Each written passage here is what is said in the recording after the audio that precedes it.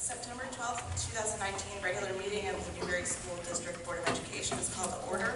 This meeting is being held in accordance with Section 3313-15 of the Ohio Revised Code. Mr. Wilson, will you please call the roll? Mrs. Matthews. Present. Mr. Sanders. Mr. Sedevy. Present.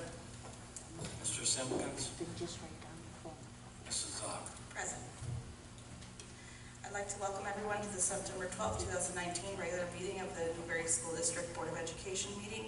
Prior to this evening, each board member has received for their review and consideration the agenda and materials associated with each agenda item for the board's approval. The public can access the agenda through the district's website. The agenda is available through the district's website for public viewing prior to the board meeting. Board members have the opportunity to call the superintendent and treasurer for information concerning agenda items and to request if needed additional information. There are two places on the agenda when the board entertains comments from the community.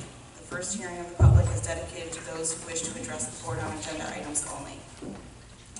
The second hearing of the public is dedicated to those who wish to address the board on any subject you wish to speak about, whether it be on an item on the agenda or another issue. When addressing the board, please state your name, and comments are limited to 5 minutes. Please address questions to the president. Please join me in standing for the Pledge of Allegiance. Flag of the United States of America, and to the republic for which it stands, one nation, under God, indivisible, with liberty and justice for all. Are there any additional questions or corrections to tonight's agenda? If not, let's move to the approval of minutes. Are there any corrections to the minutes? All right, then is there a motion to approve the minutes from the meetings listed on tonight's agenda? So moved. Second. Any discussion? Mr. Wilson, please call the roll. Mrs. Matthews. Yes. Mr. Sedevy. Yes. Mrs. Zock. Yes. At this time, is there anyone who would like to address the board on agenda items only? Okay. Now I'll turn the agenda over to Dr. Hoynes. Good evening, Madam President, members of the board. First, I'd like to recommend approval of a donation from the Chardon Post 6519 VFW Operation Homefront and the Dollar Tree store for the donation of $400 worth of school supplies. So moved. Thank you. Mrs. Matthews. Yes? Mr. Sedevy. Yes. Mrs. Zock. Yes. Thank you. Madam President, members of the board, next we have a few update reports. Legal update, we've been talking about the changes at the state level with the CEO controlled schools.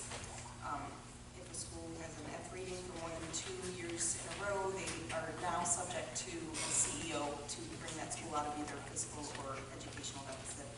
On the 10th of this week, they actually had a hearing about amending this bill and decided to approve a substitution version of House Bill 154, which they are going to use while they continue debates. So that shows a little bit of yielding to what the educators seem to think is better, whereas before it was kind of just clashing. So hopefully that debate continues and they're able to find more common ground on the CEO take over schools. Thank you. Mr. Sedevy, Yes, we have our classes are underway, and Newbury currently has 10 students in the 11th grade classes and 8 students in the 12th grade classes. And it's a pretty good mix of different things, from business management to sports medicine, culinary arts, automotive technology, emergency medical services. So they're getting into a lot of things. It's going to be a good year. thank you. I have a brief school update. First, this week we had breakfast for grandparents on Monday, and we had a record-setting amount of grandparents. In total, we had 140 students and grandparents. And the grandparents were treated to some choral reading from their grandchildren and a delicious breakfast. We also had a ceremony in memory of the victims of 9/11. During the ceremony, a flag was donated and replaced our old flag in memory of Mr. Cassidy, and it was really nice because his widow was there and the donors. Beautiful ceremony, and I want to thank Mrs. Stefanson, who coordinated both Grandparents' Day and the 9/11 ceremony. State report cards were released today. While I've studied the preliminary results, I was waiting for today's final results before reporting to the board, so I will be giving you a full report at the October meeting. I do have a brief enrollment report for you tonight. As of today, we have 269 students. I also wanted to give you open enrollment numbers. We have 171 students open enrolled out and 24 students open enrolled in. Finally, I have a report from Mr. Forfia, who could not be here tonight since we have a volleyball game going on right now. He wanted me to share, starting tonight, by thanking the parents of our athletes for all the support in the early part of our fall sports season. Over the summer, in collaboration with Precision Orthopedic Specialties, we were able to offer our Newbury athletes free physicals, which was generous, and we thank Precision Orthopedics for that. Our JV varsity volleyball season opened with a game on August 17th. To date, they are 9-1, and our JV team is also doing well. In fact, they just won their game tonight. So we're off to a great start. Please come out and support our team. Football team has experienced a little bit of early adversity in the season, but they continue to fight hard in each of their contests. We're currently 0-2, but we're focused on the fact that we have several winnable games ahead of us. You can see our wonderful cheerleaders on the sidelines of each game, along with our talented band. We will be honoring first responders at this Friday's home opener, and we're passing out Black Knight Rally Towels, so we hope you can join us. In addition, we will be honoring Mitch Sanders, who was first team All-Ohio during the 2018 season, so congratulations to Mitch. And finally, he would like me to thank his Assistant Athletic Director, Rick Painley, all the coaches who work at Newbury, and all of the sports workers at events. Running the sports department is a team effort, and he's appreciative of all the people around him. Are there any questions about that? Okay. Madam President, members of the board, I'd like to recommend approval of the personnel agenda items B1 through B14. Is there a motion? So moved. Second. Any discussion? Okay. Mrs. Matthews? Yes. Mr. Sedovy? Yes. Mrs. Zock? Yes. Thank you. Before I continue, I do want to take a minute to recognize Matt Kennedy and Rachel Zuzzi, who we accept their resignation with regret. They were both just such dedicated and hardworking teachers, and they're missed. And while we wish them well in their new position, that doesn't mean we can't miss them. I'd also like to extend a warm welcome to Judy Zabo, our new intervention specialist, and Caleb Baldwin, our new music teacher, they're both doing a great job. Next, I'd like to recommend approval of the revised salary placement listed under B15 on the agenda. Is there a motion? So moved. Second. Any discussion? Okay. Mr. Wilson, please call the roll. Mrs. Matthews? Yes. Mr. Sedovy? Yes. Mrs. Zock? Yes. Thank you. Next, I'd like to recommend approval for continuing contract status for the teachers listed on the agenda, as they have met the requirements per our negotiated agreement. Is there a motion? So moved. Second. Discussion? Congratulations. Okay. Mr. Wilson, please call the roll. Mrs. Matthews? Yes. Mr. Sedovy? Yes. Mrs. Zock? Yes.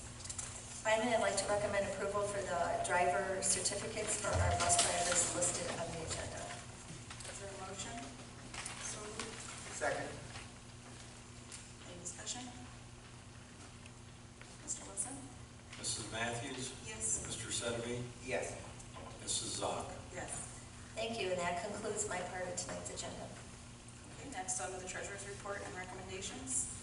Yes, thank you. I present to you the August 2019 financial statements for approval. It was a rather routine month. Our second half tax settlement just came in September, and we'll be able to report out more on expected tax revenues as the year goes along. Is there a motion? So moved. Any discussion? James? All right, go ahead. Mrs. Matthews, Yes? Mr. Sedovy, Yes. Mrs. Zock. Yes. And I'd like to request a motion to approve the appropriations for 2019-2020. And I can review them now or after the motion and second, your preference. Motion and getting that. So moved. Second? We distributed with the agenda booklet. I've also placed them at your place tonight. I have some extras if those are interested. I use a little bit different format than we've used in the past, but one that I think is informative for the board and the community, that identifies, again, enrollment trends. The biggest single variable in building our annual appropriations is how many students are we educating. So we did a historical look back to 2009, 2010, and that's on page 4. I apologize if the chart's a little confusing. It does two things. The blue bars show the year-over-year total enrollment of students here in the district being educated. The red line is on the right axis, and it shows the year-over-year change in number of students. So we're trying to convey two things. You'll see a downward trend overall in enrollment. The red line, a couple dips, and other years it was relatively steady. Page 5 shows 3 years of history and current year actual revenue. I departed from the state mandated minimum reporting and wanted to show the board the major income categories. And a special note at the bottom, as the board knows, we have 3 emergency levies. 2 of those will expire at the end of this calendar year with our tax settlement we just received in the past few days, and that has been factored into it. And then on page 7 are 3 years and the current appropriations for expenses, kind of grouped in categories with some subtotals to show salaries of regular, supplemental, substitute, overtime, the benefits broken into retirement, insurance, and others, and then the various types of purchase services, legal, travel, repairs, special education, transportation, utility cost, and tuition expenses that are charged back to us, and then supplies, equipment, insurance, and others. Overall, this year's budget or appropriations is estimated to spend 2.72% less than last year.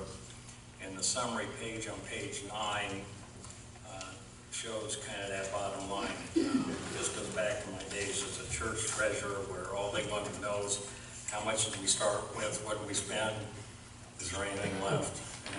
So this summary page, our beginning cash is $418,580 less than the May forecast predicted.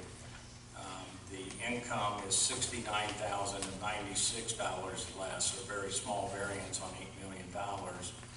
And the expenses are $234,085 more.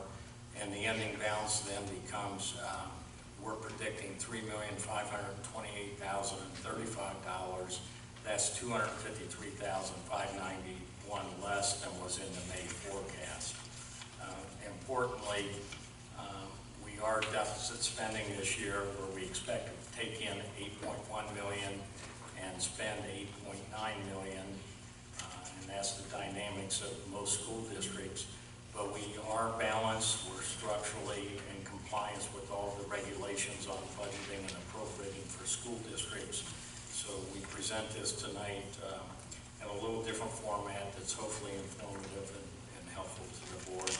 Following hopeful adoption, it will be presented to the Geauga County Budget Commission as we're required to do, and will be the basis for spending throughout the year. Thank you. This is extremely helpful. Yes. Very informative and easy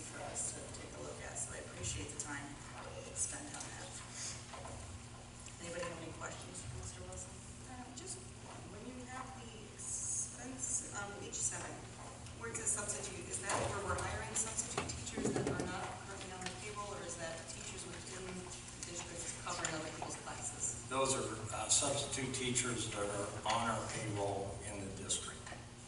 There are, as I understand it, a few substitutes that we employ through the Geauga County Educational Service Center that are not part.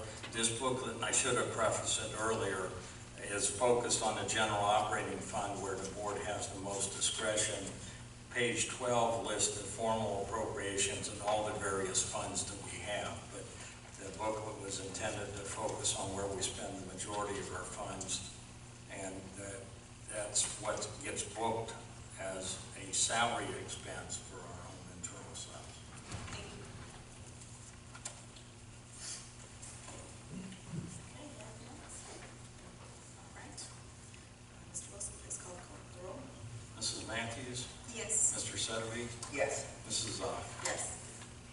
Next, I recommend the approval of agreement to provide Title I services with Berkshire local school districts for 2019-2020 school year for students enrolled at St. Helens School at a cost not to exceed $5,107.15. Is there a motion?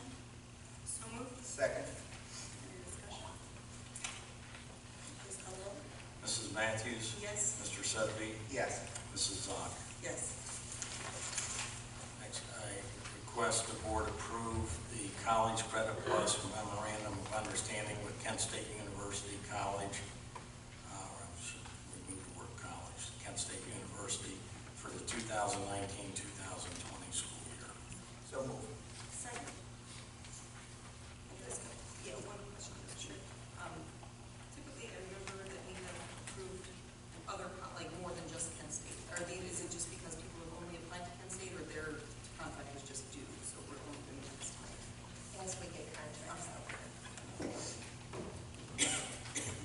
Anything else? Okay, please call the roll. Mrs. Matthews, Yes? Mr. Sedovy, Yes. Mrs. Zoll. Yes.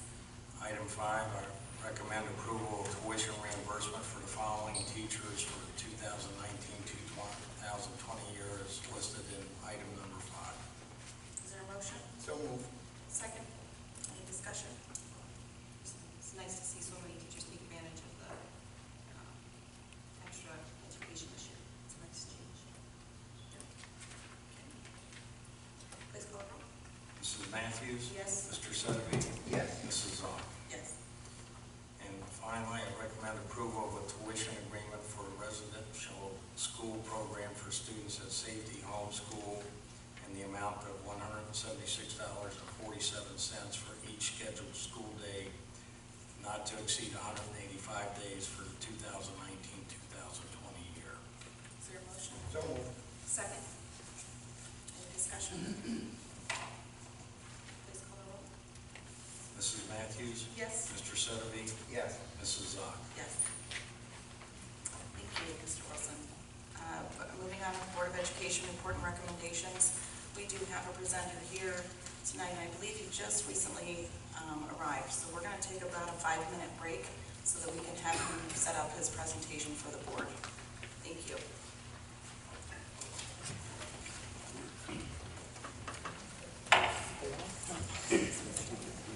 We can move him down to the front row for his PowerPoint, and then we can move back up.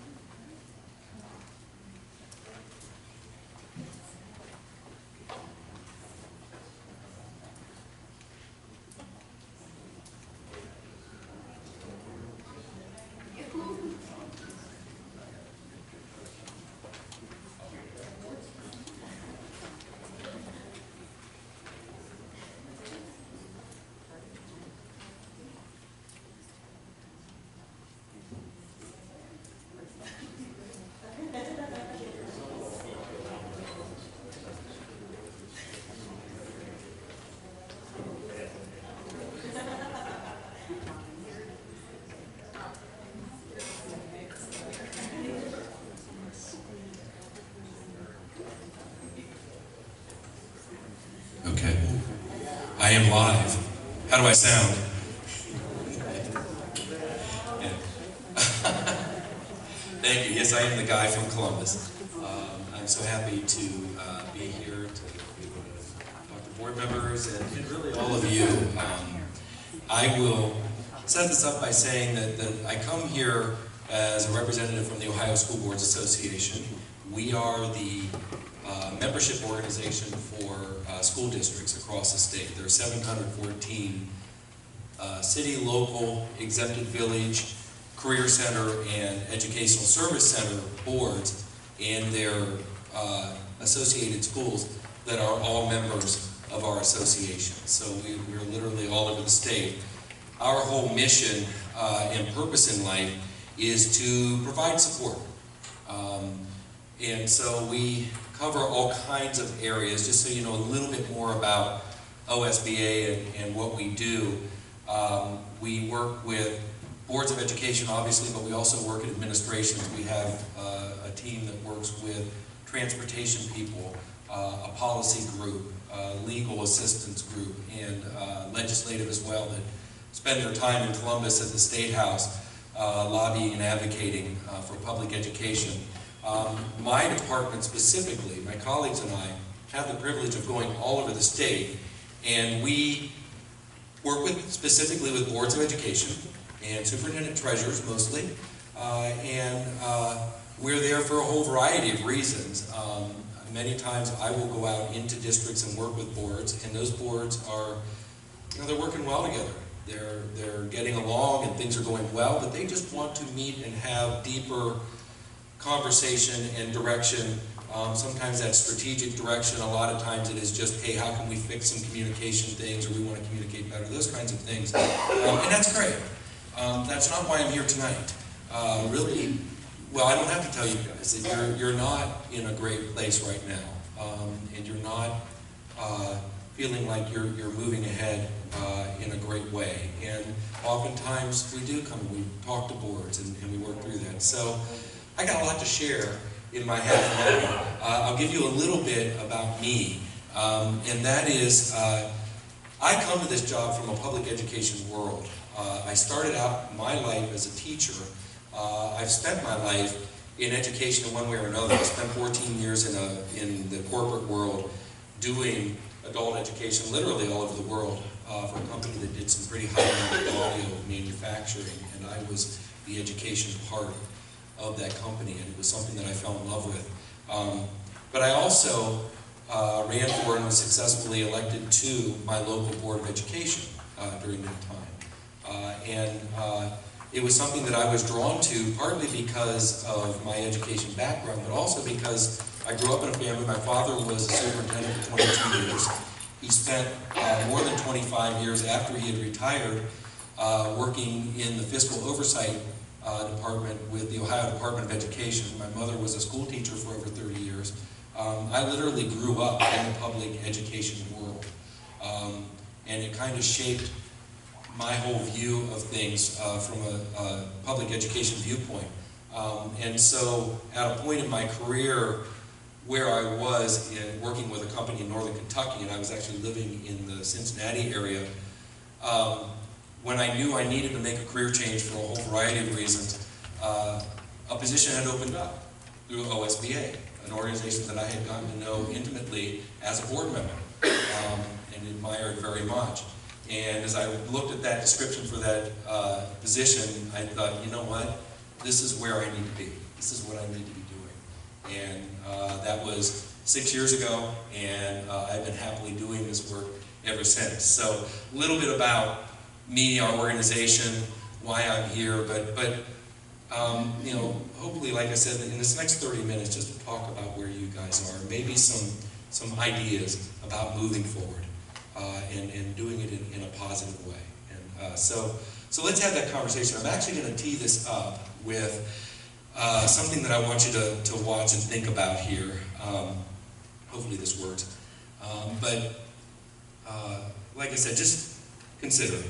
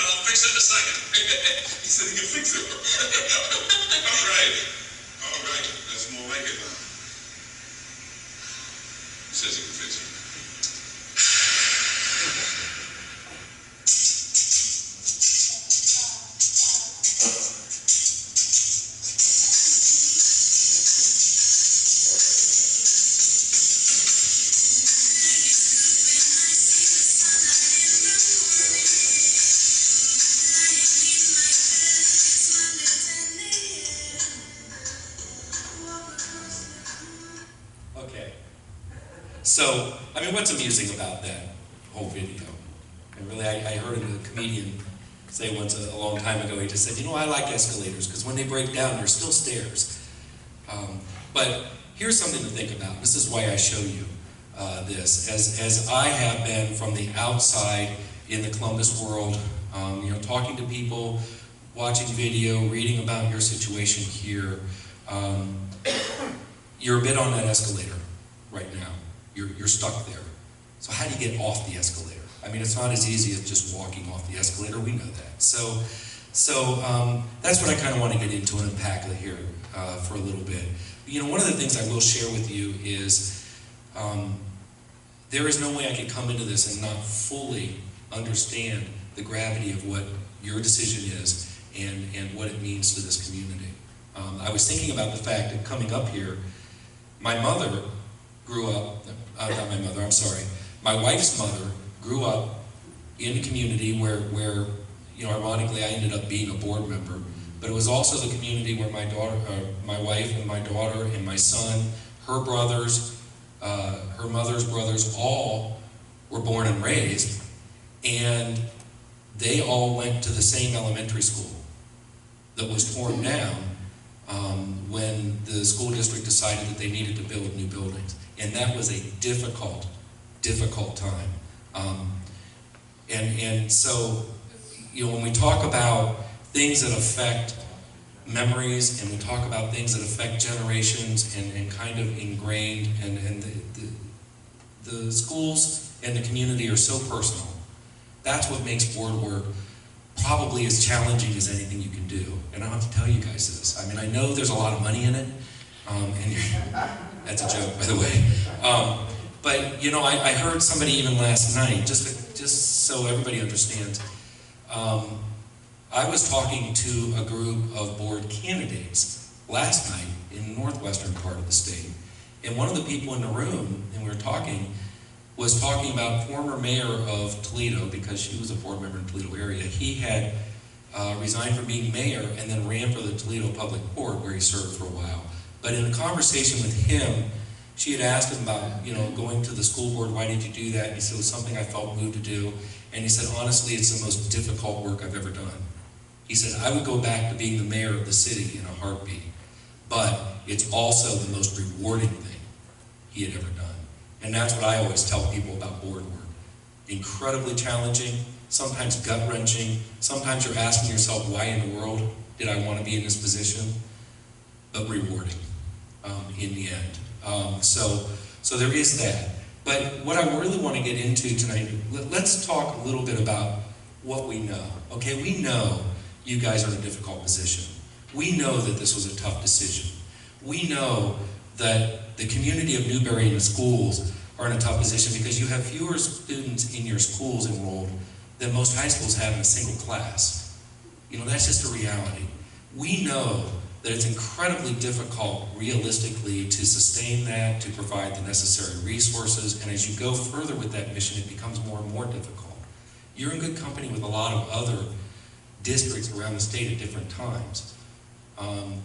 There were two communities that merged together in schools in the Cincinnati area. It's now called Winton Woods. I just bring that up because, you know, something 30 years later after that merger, or close to 30 years, they still struggle with it. They still work with that fact that, you know, we were separate communities and we were separate school districts. So you know, that's the kind of weight of this decision. So you had to make a tough decision. There's no doubt about that.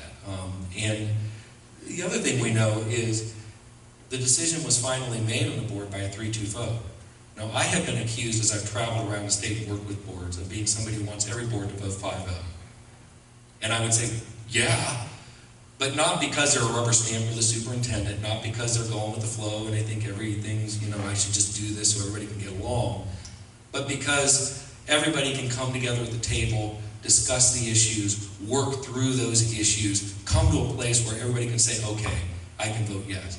The reality is that doesn't always happen. The reality is every board member has a right to vote no. And where you have to take a stand and you feel like you have to vote no, that is your right as a board member. So it doesn't make a board member better or worse than any other board member. It just means that on this issue, I feel this is the way I have to vote. And that's a big thing. We know that this is obviously hugely emotionally charged. There's more here than just making a decision and making a vote and moving on. So that's a big part of it. But we also know that this decision ultimately had gone beyond the boardroom. It's gone beyond board work. It's gone beyond what is positive and forward, and now we're on an escalator, stuck. So those are the things we know. That's reality right now. That's what everybody has to grapple with, especially the board of the school district. So let's talk a little bit about what this really boils down to. And Maggie, this goes kind of a conversation that we've had and that I have with boards all the time. There's a word out there that we throw around a lot called boardmanship. But what does boardmanship mean? You know, I would submit that an awful lot of people who get themselves on a ballot and run for a school board and end up in that chair don't have a good understanding of what boardmanship really is. There are classes out there that you take before you become a board member, but it certainly is something you've got to become acquainted with if you want to function well pretty quickly. I also share with boards all the time, especially new board members, when I got elected to my board, given my background and given the knowledge that I had, and just really having a very close relationship to my father and his work growing up, I thought I was well suited for that job. I thought I had the bull by the horns. I'm ready to take over and assume that seat. And when I got in that seat, I very quickly realized I had a whole lot to learn. That there was a whole lot more to being on the other side of the table than what certainly appeared on the outside looking in. So that is something that I hope everybody keeps in mind. So boardmanship. Well, one of the things about boardmanship is when you're elected to be a board member, you're expected to work together. You're expected to be 5 people who come together at a table. It's kind of an interesting scenario if you think about it. We have 5 people who are elected through the democratic election process, and then they're put at a table together, usually strangers, and they say, okay, now get together and make some pretty darn important decisions for your school district. So how do we make that not a recipe for disaster? It is really through this word boardmanship. How well you come together, how well you get to know each other, how well you seek to communicate and listen and understand. The biggest part of that word boardmanship has to do with listening and seeking understanding. Not listening from the purpose of, I want to hear you so I can craft my response in rebuttal. How often do we do that? We hit the button and say, my turn, I'm going to talk now. While that other person's been talking, we're not really hearing what they say. So the art of boardmanship is learning how to do that, which is a difficult step for a lot of people. But it also is the ability to say, okay, if we differ, and we will differ, how do we still come together and not end up on a stuck escalator and move forward? So there's that part of it that's at the heart of being on a board. You're expected to be advocates for the children in the school. This is really a statement about you have a whole lot of people in your schools. They are the most important thing to you. If they aren't, I would challenge you to resign your seat. Move on, do something else. You have to be here for the kids ultimately. What is the best decision? Sometimes the best decision is painful, but ultimately you are working for that best decision, always. Your ability to work as a team is more important than any individual. And this is where it becomes really, really difficult. It is tough to be that person at the table that says, you know what? I'm struggling here. I have to vote no. Because now you have to go forward and you still have to advocate for those children. You still have to be part of a board. You're 1/5 of the overall voice. And I always talk about the math equation, 1/5 plus 1/5 plus 1/5 plus 1/5 plus 1/5 equals 1. It's math I can get my head around. But the truth is, we're all 1/5. And without that, there is not a whole. So that is a big thing. The job is bigger than any individual. That's why when people like me are talking to boards and we say, as an individual, you don't really have authority, it's not saying you don't have influence and authority. That's absolutely not true. But what it's saying is, until you come together, until you meet in public, and until you vet those issues and you finally vote, that's where your authority is. As a board, never as an individual. And that's a tough thing to do. So a lot of this has to do with, as an individual, how do I work together with the rest of my board, and how do I deal with this out in the public, right? Am I speaking anything that seems foreign? I mean, this is what it really comes down to. The hardest part, and I will tell all of you, the hardest part of being a board member, absolutely, is feeling that you have to vote no on something, but you have to ultimately support the decision that was made. That is a tough, tough scenario. But that's what board members are expected to do. Why? Because if you don't, it becomes a very divisive, destructive process. You know, symbolically, that's when you end up on that stuck escalator. and wonder how do I get off of that. So with that said, everything that allows a board to work as a board, for those times when you disagree, for those times when you have differences of opinion and you're really struggling to come together and you're butting heads, the one thing that keeps a board together and a whole leadership team as a leadership team is trust. Period. It is the most important word. The other thing that boards have to remember, always, what you do in your work as a board creates a perception. The perception that you give your community and all the people like me in Columbus who are on the outside looking in, that's reality. We don't know anything else. And sometimes that reality goes so deep that it starts to hurt the people that you're here to advocate for. You have children in your school.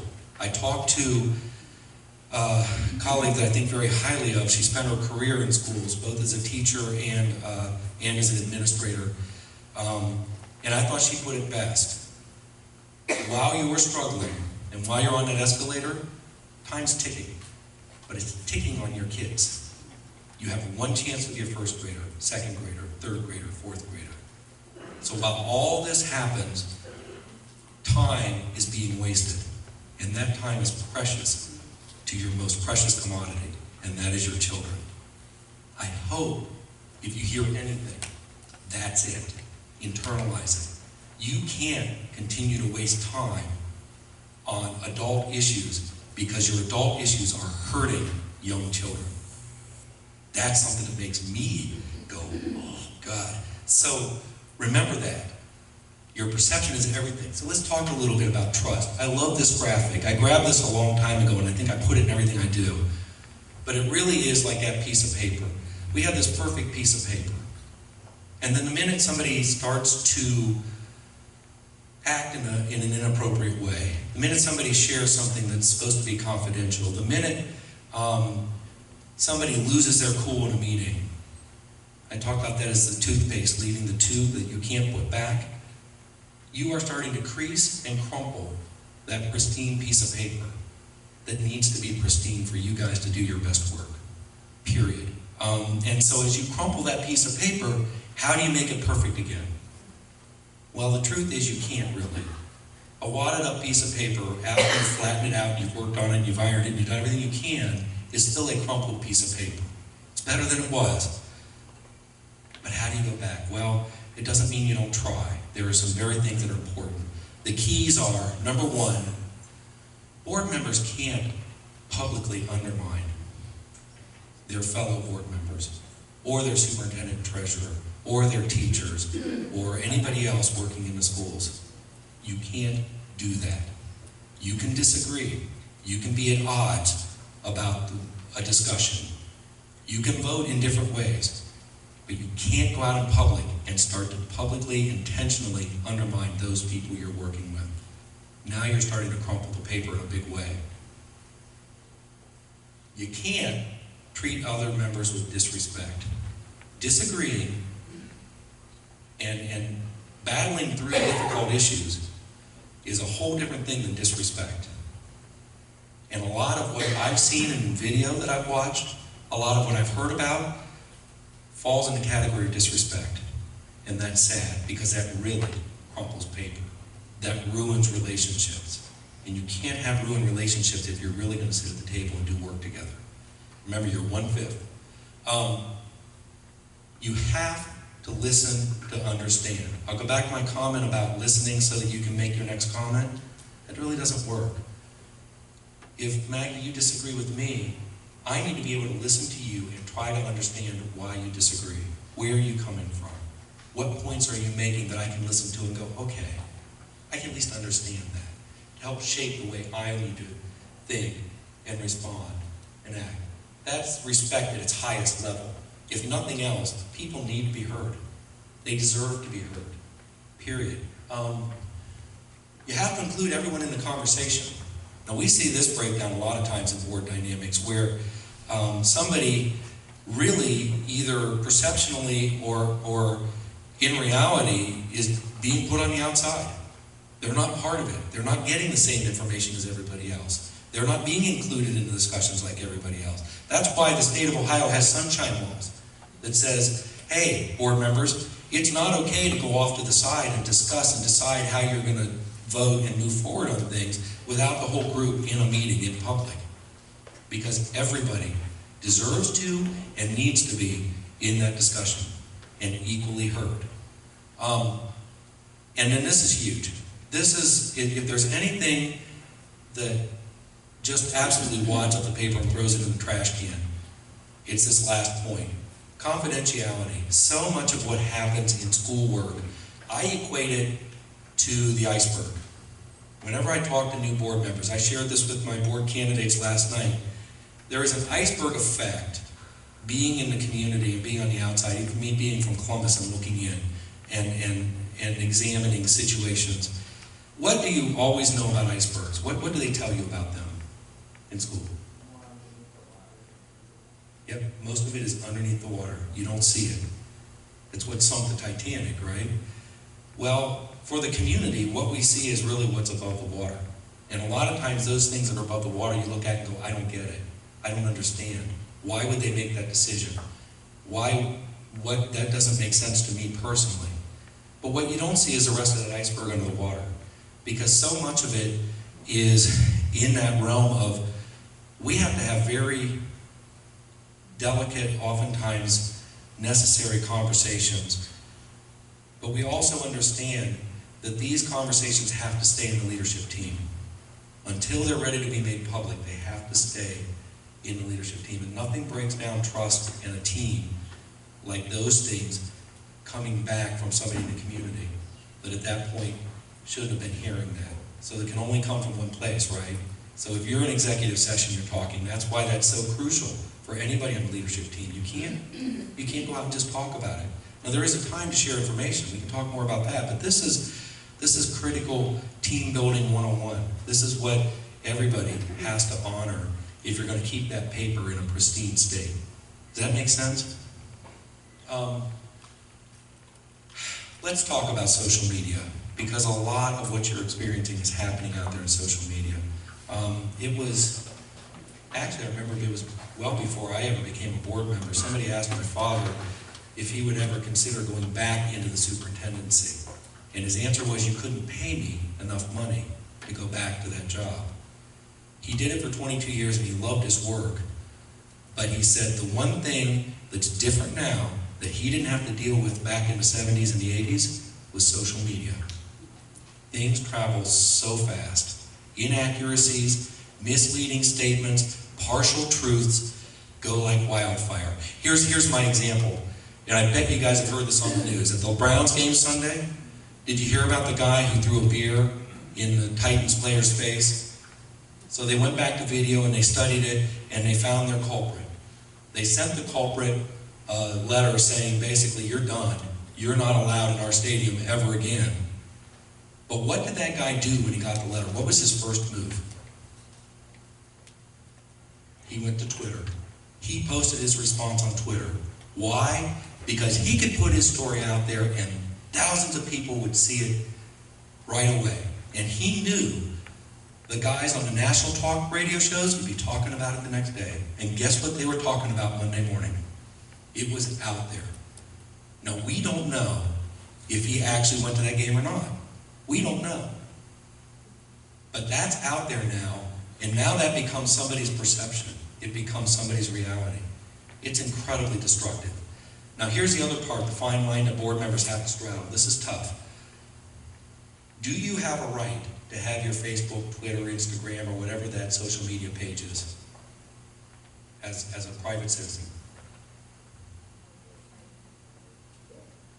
Yeah, you are, but you're not. I get that. I get that. You know, when am I not a board member? Well, you're always a board member, technically. You know, even if you're not in the meeting. So I understand that sentiment. I would agree with that. But the fact is, truthfully, we have a freedom of speech. You have an absolute right to have that social media page. You have an absolute right to state your mind. But the question is, I have a right, but the question I always ask is it the right thing to do? Now, I would submit that if you're looking at your jobs and you're realizing this job is way bigger than me as an individual, I am now part of a governance team of a school district. You know, the other thing I tell board members that's important to remember, and I want you guys to think about this, you are essentially the board of directors of a multi-million-dollar organization. You're making final decisions that direct the future of a complex, large organization. And so that is a weighty place to be. So the question you have to ask is, if I post something, if I say something, am I hurting the other members of my team? If that's truly in your mind and you're thinking about that, the things that you might otherwise post don't get posted. Because then you have to ask, am I causing my team to have to answer for the things that I put out on social media? And, you know, in one way to think about it, that's really wasting time. If you have to answer for somebody else's social media stuff, if they have to answer for your social media stuff, you're wasting valuable time. Remember, that clock's ticking on your kids in your schools. That's a huge thing. So, the other one I throw out there is, if you remember back to the Olympics, the U.S. women's team was poised to win a gold medal. They blew a game and didn't get the gold medal. Afterwards, there's famous goalie, Hope Solo, posted things on social media about the team, about lack of effort, about a flawed game plan. Basically, she threw everybody else on her team under the bus on social media. Well, she hurt her team, and she caused her team to have to answer questions about what she posted that they shouldn't have had to answer. And so from the respect of, did you hurt your team? Yeah. You had no right to post that.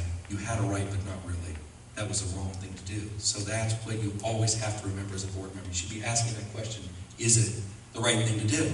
So, how am I doing on time? Are we doing it? Okay. All right. So, how do you get off the escalator? Well, I have some thoughts about this. I can put them up here and it's easy, but these are the things you really need to do if you're going to get off that escalator and truly move forward. First of all, somehow you have to get together and deal with what's in front of you right now. What do we know right now? Well, there was a vote to approve a territory transfer. We know it's emotional. We know a lot goes into that decision. It's tough, but that's your reality right now. What we don't know, what might happen with a petition and a referendum vote, we don't know. You might have to deal with that 4 months from now, but right now your reality is where you are in that decision that's made. That's done. Now how do you move forward? Get off the escalator. So figure out how to get the team together and start working on that. Figure out how to make the necessary plans that are going to make this transition beneficial for your students. And it can be, if you do it the right way. I would submit what's happening right now is not the right way. You're hurting the kids in your school. Get out of that. Start working on a plan to move forward and help those kids transition and move forward. Be transparent. Let the community know what those plans are. Share with them what you plan to do to move this transition forward. Now, my thought is, down the road, if those plans are changed, then they're changed. But for right now, you have to deal with what you have right now in your class, because that's what's keeping you stuck. That's what's keeping you where you are now, in a very uncomfortable place to be. So hopefully, those three things can become a reality for you. But you have to work at it. You have to sit down at the table and you have to work together and work through the next steps and really work on a plan. Get off the escalator. Any other questions? Anything? I've said a lot.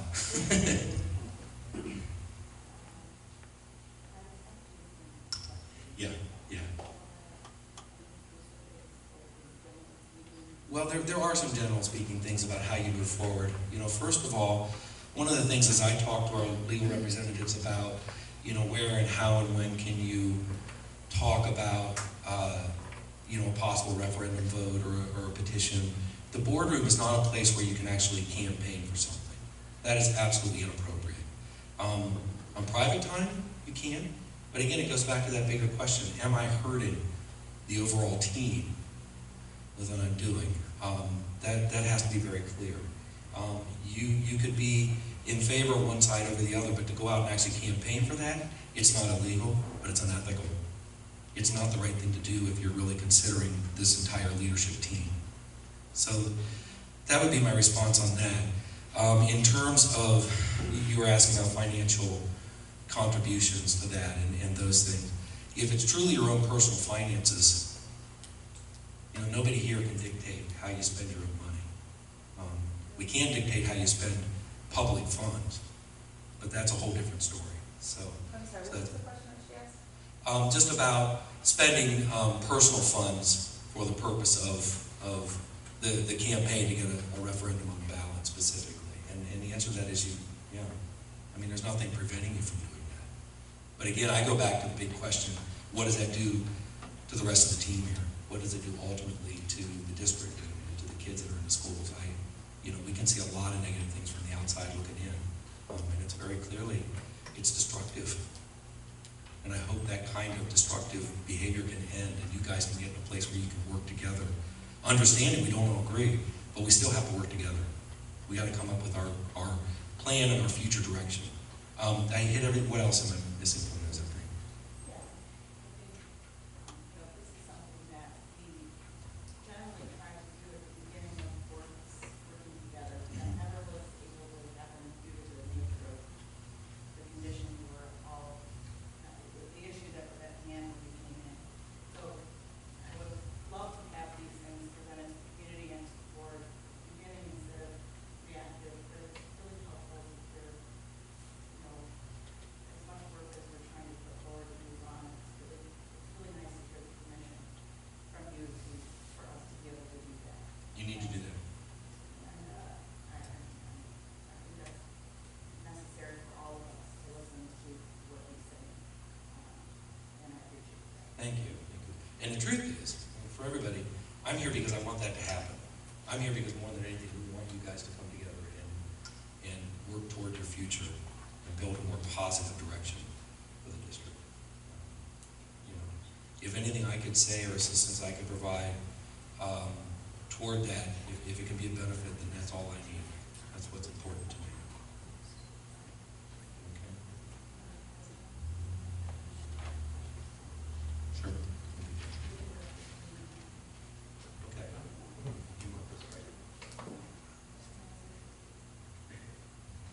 I wanted to open up the floor and if anybody wanted to ask Mr. Horton any questions about the ethics or boardmanship or behaviors at the board level or any questions. You can talk to my please.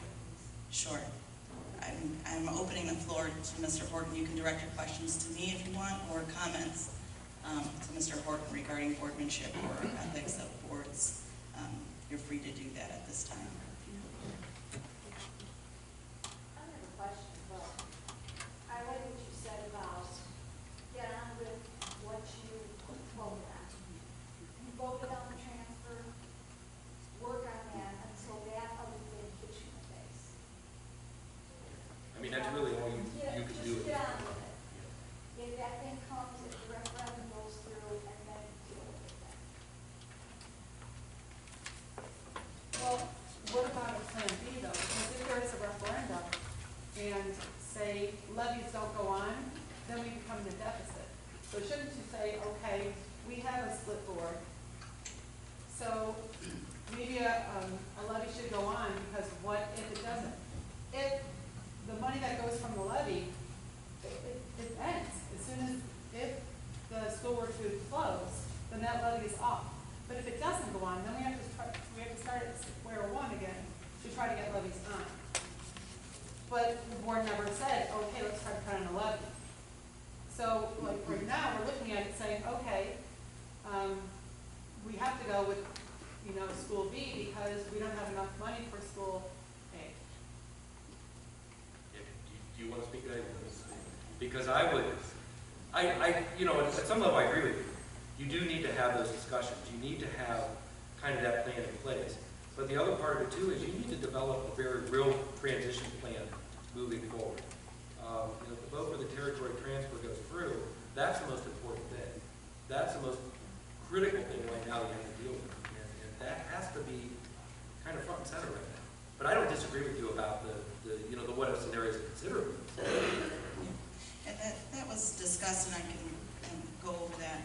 Our plan to deal with our financial situation and our declining enrollment was to vote on this, and we all did in support of this as a solution, knowing that at the conclusion of this, we were going to have an answer of whether we move forward in this process or not. And once we have a conclusion to that, then we can make a decision on what the financial need for the district is at the time, because with the board's decision, there is a solution to that problem. It seems like you're like going upstream at that point. It's better to have, be financially sound, but then to, oh no, we're gonna be in a deficit if this goes through. And currently we are, which is the reason the timing of this conversation is so critical, and the execution of having a finality to the decision was so important. And I agree with you, we should have had him earlier. Yeah. Because, again, I don't know if this is off topic or not, but we asked the board, okay, you always talk about a territory transfer. There were so many other ways of making two schools come together. You talked about two schools are gonna come together, and it was a merger, and they still have animosity. And that was a merger. And I think that's a good point, is that our board leadership has a lot to deal with, has a lot of impact on how that transition happens for our community. And while he's coming in at the point where we've all been, I think we're all at the point where we want to move on in either direction, we have a responsibility to be facilitating that healing for our community and our kids. Whether you agreed with it and voted no or not, the decision was made, and we need to move forward to help, so we don't end up in a 30-year battle back and forth. And what I wanted to hear from him is that it takes all of us to do that, all of us at the board table and all of us in the community to do that. Okay, and this is true. And when you ran for the board, you guys all talked about transparency. Do you really feel that you gave us transparency? I don't want to, I'll address your question. I'll say that we've had all of our meetings in public to discuss all of those options. And when we explored the independence option, we asked for specific information on how we could, what that option looked like, and we were never able to obtain that information. So we went through all of the information in our November 26th, I think, of 2017, we had a work session, we explored all of those things and continued, like you said, we keep talking about territory transfer. We, every month, try to update you and give you the most current information that we're able to give to you. And you see my face in this. And often people say, what about other options? A lot of times you say, we don't have to answer this. You never answered a lot of our questions when we post them to you. But it was always, I don't remember seeing other things. Okay, so I understand your concern. I am gonna end this conversation by just telling you that the iceberg that he spoke about is true. There's a sensitivity to when information is communicated and how it's communicated. And we followed what was appropriate for the board and the district to move forward in that process at the time. And for the children, because your children aren't in the school, you chose to take them out as well. Ma'am, I think that's irrelevant, and I'm not going to explore that conversation. We're done with the conversation. I think it is kind of relevant. Thank you. because I think you can Stop talking about our children. Let's move on. It's no longer productive. Moving on. And this is how they go. Thank you. So you go. If you Run over children! Okay, enough. Any other questions for Mr. Porter? Yes. I have a question, because moving forward, you give them these 3 steps to take. And they're very nice steps to take, but how, when you have such animosity from some board members, calling other board members liars 5 times a meeting, yelling at residents in the audience, how do you actually take these steps? I mean, Not easy, not easy. But what I'm saying is unless you get together and you take these steps forward, you're gonna end up in this mire of of inappropriate activity, inappropriate statements, disrespectful behavior. So at some point, I'll go back to my comment about board work being bigger than me as an individual. I have to be able to accept that as Disappointed or upset as I might be with something, this is a bigger issue. And I gotta put myself at the table and be able to talk to people in a respectful, civil way. So, yeah, I mean, it's personal decision, it's personal choice in how you move forward and how you behave. The hope would be that all of you can get yourselves together and make that happen. But all members of the board have to make that happen. Not one person can do it. Me standing up here and saying it doesn't do it. Ultimately, it comes down to each person on the board being willing to take that step. So, when you have members of the board who may not want to do that, what is their behavior considered? Is that unethical behavior, or is that inappropriate? It's unethical. It's unethical. You were voted to sit down at the table, and you were elected to be in that position to sit down and work with your fellow board members. That's what the oath of office is all about. That's what the code of conduct for board members is all about. Yeah, it's unethical. There's no other way to put it. And there's no repercussions for being an unethical board member? Well, you're living it, unfortunately. It certainly does not help the district function in the way that it should. And it can be counterproductive and sometimes very destructive. We hate it when we see that happen. But, our hope is that people can settle down, think about why you're really here. Think about that mantra that I've been repeating over and over. This isn't about me. This is about something far greater than me. But I'm in this role, and I have to fulfill that role. That's really what it requires. I don't want to beat the subject to death, but what about when you have people telling you that a board member was one of the people that actually put signs out opposing the territory transfer? It's too bad. It's hurtful. It does. It hurts. It hurts everybody. It hurts the board. It's unethical. Yeah, it really is. It certainly is extremely disrespectful to the rest of the team, and not responsible to the position you're elected to. I'll just say that. So hopefully, That doesn't fall under malfeasance. no, not technically.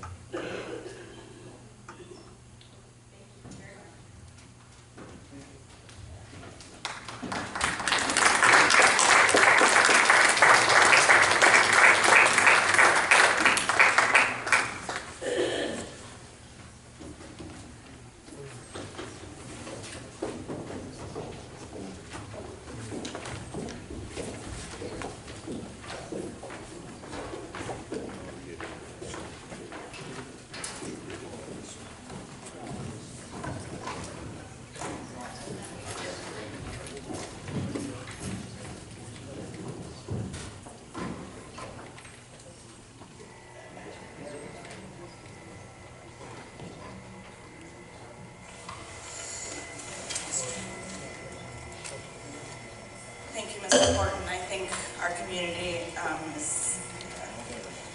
really benefits from that presentation, so thank you so much. Yeah.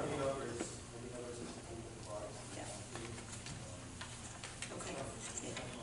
Yeah. Thank you. We asked Mr. Horton to come. Feel like it's a good time and a reminder for all of us for the work that we do at this table. And it is for our children, it is for our community, and I hope we can improve as we move forward. Any other comments, questions from the board? Regarding the territory transfer update, we've been getting a lot of questions surrounding the referendum period specifically. Like Mr. Horton explained, the board cannot communicate any information regarding the referendum as an effort to remain out of that process and allow the democratic process to go forward. So any questions that you have about the referendum period or the petition, I urge you to contact the Jug County Educational Service Center and the Board of Elections to get details about that. I did want to, I had a question, actually a clarification. I can't hear you for the conversation going on. Oh, okay. I did want to clarify a statement that was made about the district spending money to send campaign material. And I just wanted to make sure that the community understood that that did not happen. And I'd like Mr. Wilson to explain our purchase order process to make sure that everyone has confidence in the fact that the board, the district, did not initiate any mailings regarding any campaign for or against the referendum. Yes, in order to spend any of the appropriated monies, the individual has to submit a requisition identifying which account and which funds are being requested to be used, and then identify the goods or services to be purchased. That goes through an approval process that includes both the superintendent and myself. The superintendent's primary responsibility is to see if it's aligned to the programming and the needs of the school district. My primary responsibility is more of a regulatory one. Is it a legal expense? Are there funds appropriated to pay for that expense? And in that role, I'm responsible to ensure that we're complying with laws and regulations in the state of Ohio, and I'm very sensitive and have been over my career to the laws that restrict any local government, be it a school district, city council, township trustees, county government, state of Ohio itself, from using public dollars to advocate for or against any ballot initiative. So in this process, first someone would have to request and identify what it is, how much it is. Superintendent reviews it to see if it's aligned to the needs of the students and the school district, and then I pass the judgment on the regulatory and legal aspects of it. In that process, we would certainly never move forward a request that would be for funds to advocate for or against any position within the school district. And we have not, to my knowledge, and I'm pretty confident my knowledge is complete on this matter. Thank you very much, Mr. Wilson.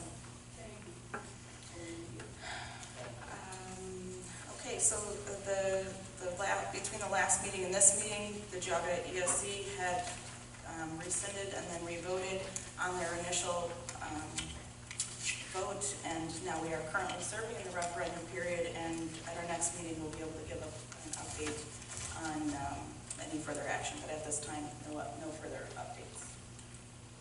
Good. Okay. Is there any unfinished business to come before the board? Okay, any new business? I just want to reiterate that I would like us to start maybe at the next meeting, or if we have a work session, to start talking about some of the different things we can do this upcoming year at different sporting events to give homage to the legacy of the school district. I think it's a great idea, and I think all of us at the table have been expecting to move into that phase, and I think by the next meeting we have, it'll be an appropriate period of time to be able to discuss that publicly, and I think that's a great idea. Anything? Okay. Is there anyone who'd like to address the board on any subject? Yes. Yeah, please state your name. Yes, please. I think there's a microphone set up over there. Where, over there? Yep. Want to state your name and your address, please. Can you hear me? Okay. Yes. Oh, yeah. My name is Janet Wake-Evitz, and I do live on Pekin Road here in Newbury. This is just a short little letter. I'm actually here for my brother-in-law who could not be here tonight, and he wanted to kind of put out this story. Can you hear me? Okay, so I'm just going to read it as he wrote it. He was contacted about the referendum at his house by Judy of Let's Go Travel. Please don't yell at me, guys. I'm just reading what he wrote. By Judy of Let's Go Travel. She told him that about the referendum, she was there to have him sign the referendum, and asked if she could receive his signature on it. He asked her about what it was all about, because at the time he wasn't really sure about it. He said the only way that he would sign it is if it gives a chance to vote either way on the West G or the Berkshire, to be able to choose either way, because that's what he was hearing. And the biggest thing is that the timeline for the transfer would remain the same. In other words, the transfer was going through. It wasn't going to be held up. And he asked her 2 or 3 times, is this true? Is this what this referendum is about? And she said each time, most definitely, yes, that's what's going to happen. He signed the referendum. The next day, he had a little bit of time to kind of Google and figure out what was going on. And he investigated, and he found that was not to be true. He found if the referendum went through, then this whole transfer, it takes another 2 years before it can even go through again. So he felt he was lied to. He went up to Judy's place of business, and he asked her to please remove his name from the referendum. So, I don't know if you guys know, but so she took the referendum and just like put it line through his name. Is that a legal way of being removed? I don't know. He's not sure either. So he looked into it. This is just so that everybody knows that if you did sign a referendum, or any referendum, anything, not just this, that you can call the Geauga County Educational Services and ask them to remove your name. Just putting it out there and letting you guys know that that is a possibility. And before you sign anything, know what you're signing. I was approached a few times about signing it, and each time I asked, can I see it? Can I read it? Nobody had it for me to be able to read. So I just didn't sign it. Like the whole referendum, I wanted to read what it said. Nobody could give it to me that came to my door. Hold on. Hold on. And how many people came to your door? 3.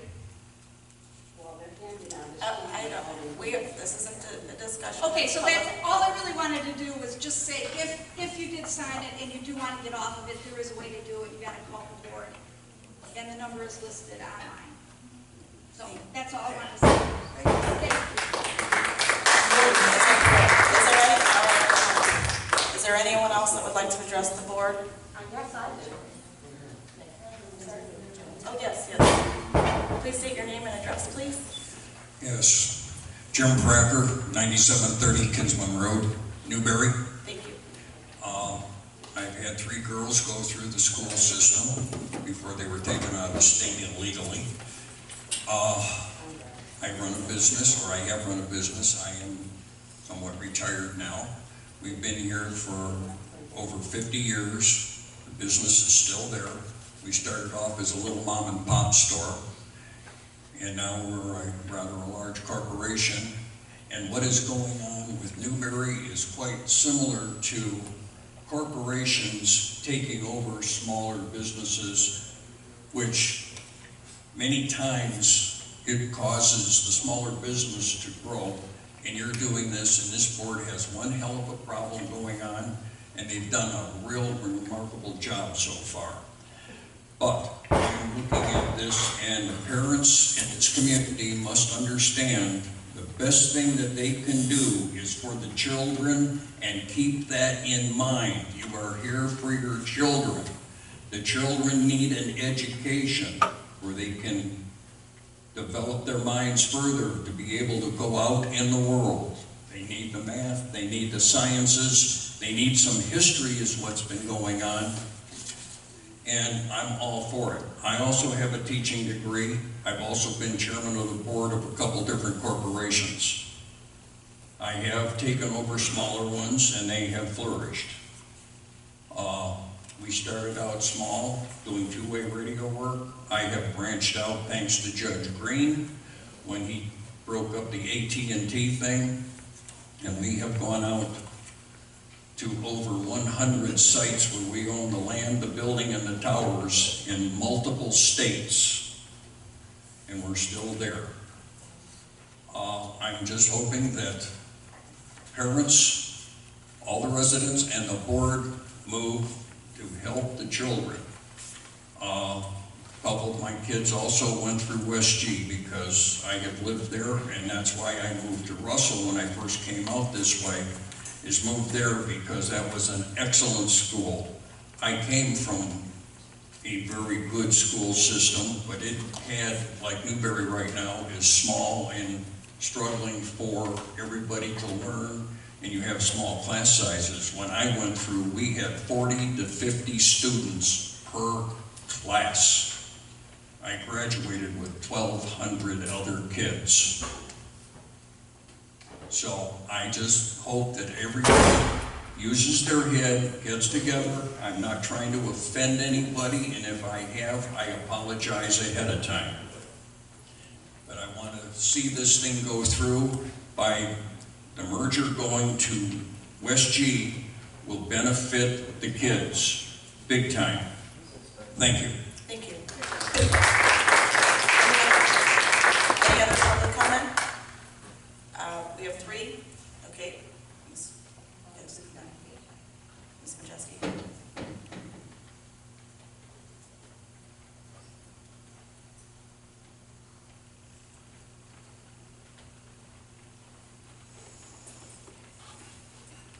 Hi, my name is Joanne Majeski. I live on Sperry Road.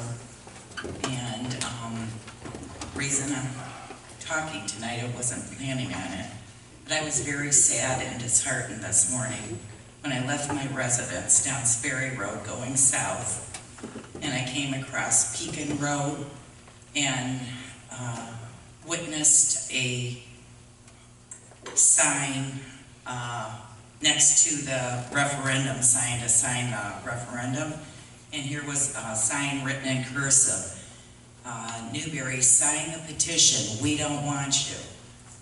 Like it's to be from a West Geauga parent or whatever, but last night these signs, both signs, were not there at that corner or at another corner.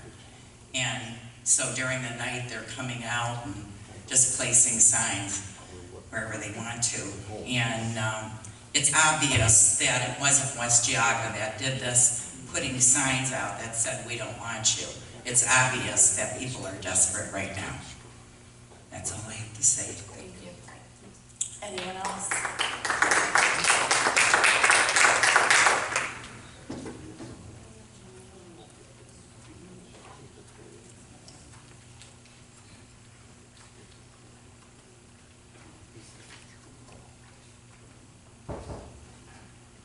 I guess you know I'm Judy Cullen, 16244 Auburn Road, and I am the owner of Let's Go Travel. And by majority, people are saying that I am the place to come together to vote for the petition for the referendum. Let me tell you a few things. I only went to a few doors. The gentleman that you're talking about in the letter was the first house I went to. And when he came to me the next day, I agreed with him. And I told him I gave him information in error, and out of hundreds and hundreds of signatures, he is the only one that wanted it removed. Now, if you want to have a little bit of information, I'm getting many, and I won't give you the names because they're confidential, of people coming to my office to sign that said that they're angry because they voted for this new board and they didn't follow their campaign promises. They promised the community input on where we would go when we did go to another school district. That's why they're all signing the referendum, because you people didn't keep your word. You promised us there would be community input, and if you would be so generous to just let Newbury vote, this would all come to an end. If people vote and it goes to West Geauga, it's a done deal. We all agree. But you're afraid to even let the community vote, and that is what is angering people, and that's why you have no idea how many signatures we have. And if we hit the goal, it's going to be a problem. So why not just let Newbury vote on this? It is our community. And that's my story. Thank you. Anyone else? have room for two more. We have 30 minutes of public comment.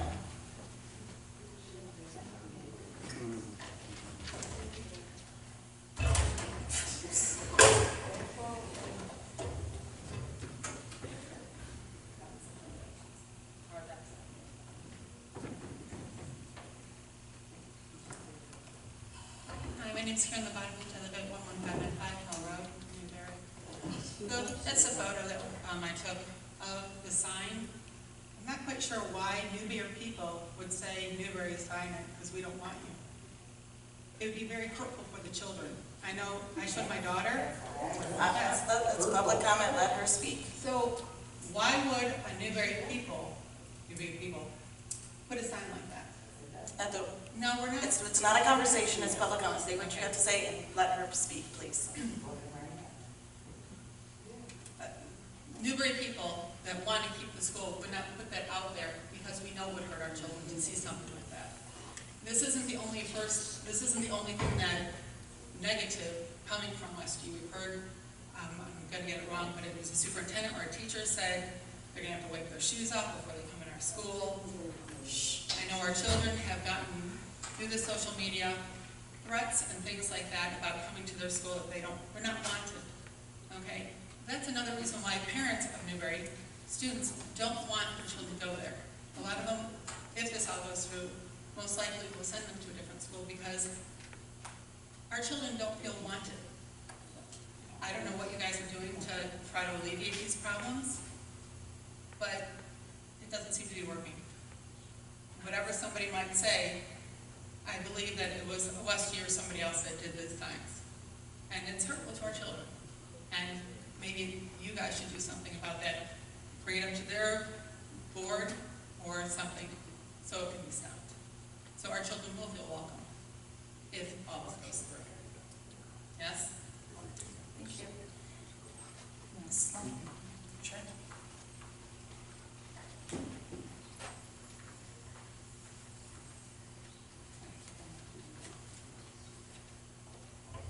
I'm Becky Long. I live at 15876 Gray Street.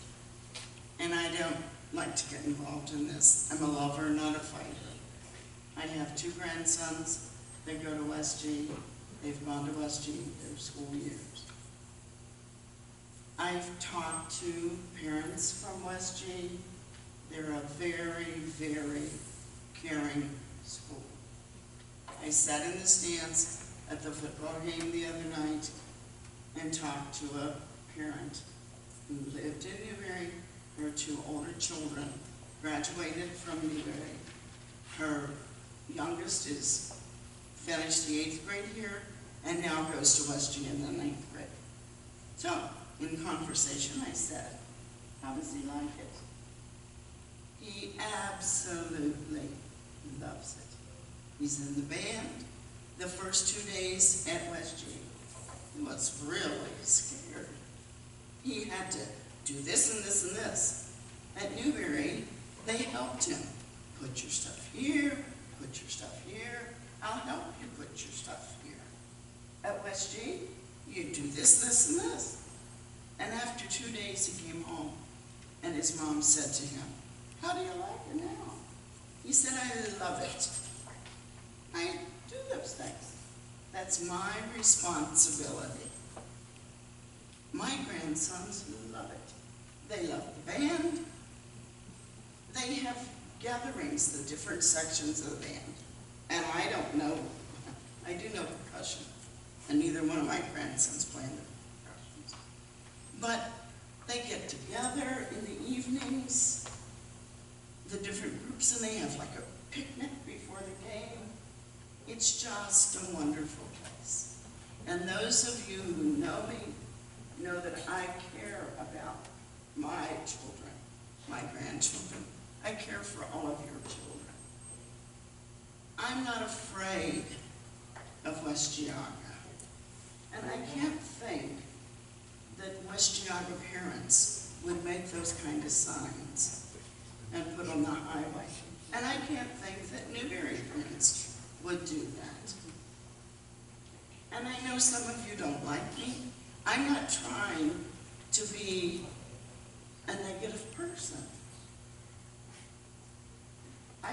what's best for all the kids. And I don't think that's a bad thing. Please don't take my coach. I do not. My own kids say they don't have a mother because I don't let them take my picture. So please, Diane, don't put that. I would appreciate that. I don't normally speak, but I just think there's so many ways that we can do what's best for everybody without the arguing and the fighting. And you can all throw stones at me when I walk out. But don't say bad things about me, and don't say bad things about each other, because it doesn't get us anywhere. Please try to get along, all of you. Because one day it's all going to be over, and the world will go on. Please try to get along. You only go around the world once, and these little kids will all be grown up. And that's all I have to say.